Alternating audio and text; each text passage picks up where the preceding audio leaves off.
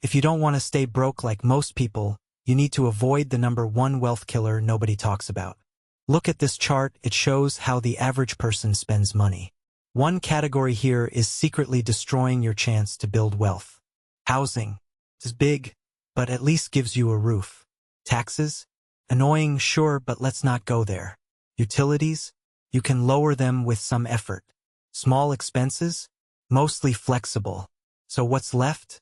Can you guess it? Yep, transportation. Car payments, insurance, fuel, repairs, parking. All for something that loses value every single day. The average new car costs nearly $48,000, and no, it's not an investment. It's often just a money pit on wheels. That's why transportation, especially your car, is the number one wealth killer. And it's getting worse. Auto loan debt is exploding. In 2005, $720 billion. 2010, $850 billion. By 2020, $1.38 trillion. And by 2025, still rising fast. Right now, total auto loan debt is at an all-time high, $1.62 trillion.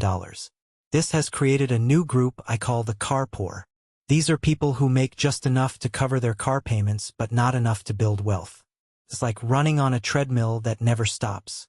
So why do people get on this treadmill? Because image matters more than ever. Driving a nice car is one of the fastest ways to impress others.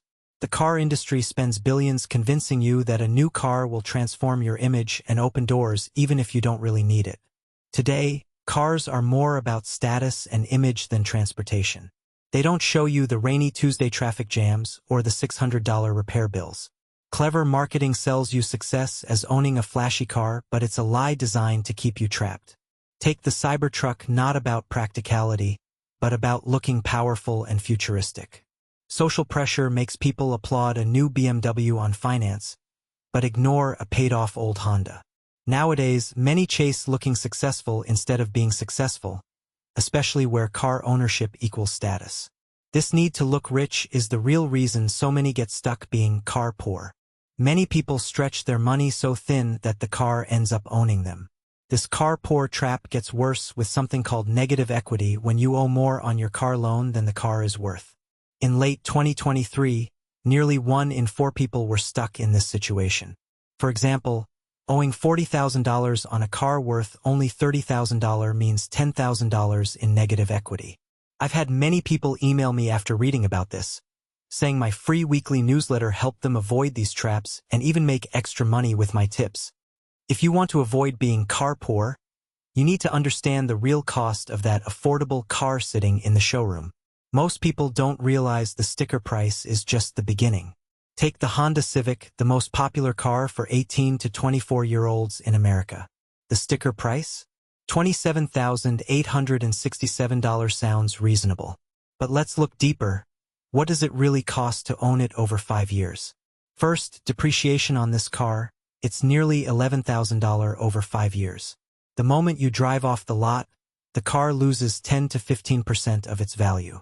That means you're basically paying around $2,200 each year just to watch your money disappear. Next up, insurance. Insurance costs nearly $12,000 over 5 years, and that's a conservative estimate based on a 40-year-old with perfect credit. If you're young, expect to pay much more, maybe double that. You can try lowering it by shopping around every year, but it'll still be expensive. Next, fuel costs about $6,415 over 5 years, and it's only getting pricier. Then comes financing, the cost of not paying cash up front. That adds about $4,719 over 5 years, assuming a decent credit score and a 10% down payment.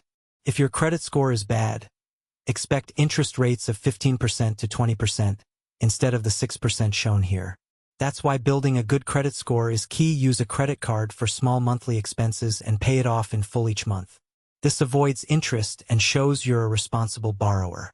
Next, maintenance, about $3,224 over 5 years for oil changes, brake pads, tires, and more. But if you learn some basic car repairs like changing your own oil, you can save $30 to $50 each time.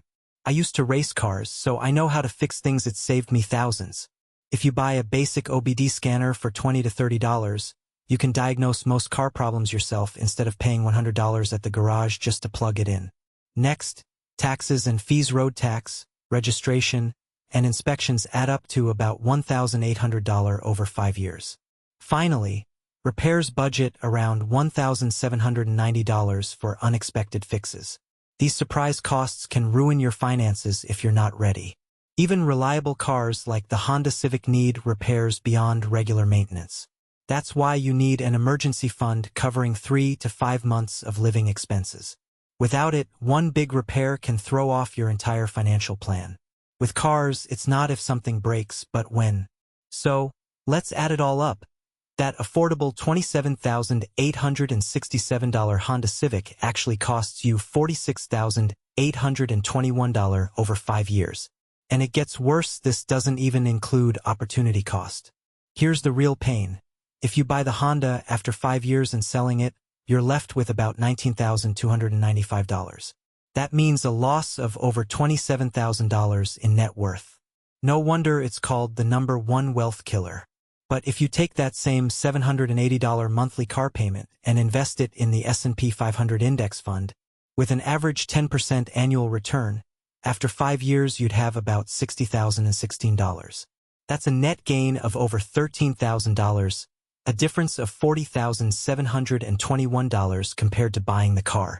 By choosing the car over investing, you could be giving up $40,000 in wealth.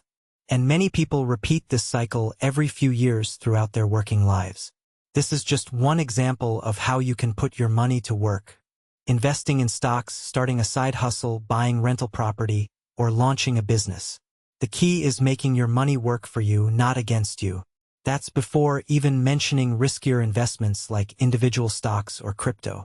To put it in perspective, if you'd invested that $40,721 net loss instead in Microsoft stock 5 years ago, you'd have seen a 224% return, turning that money into over $150,000 today. Think about it.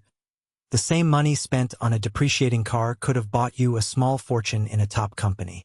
The point isn't to say never buy a car, but to understand every financial choice has an opportunity cost. Every dollar stuck in something losing value is a dollar not working for you.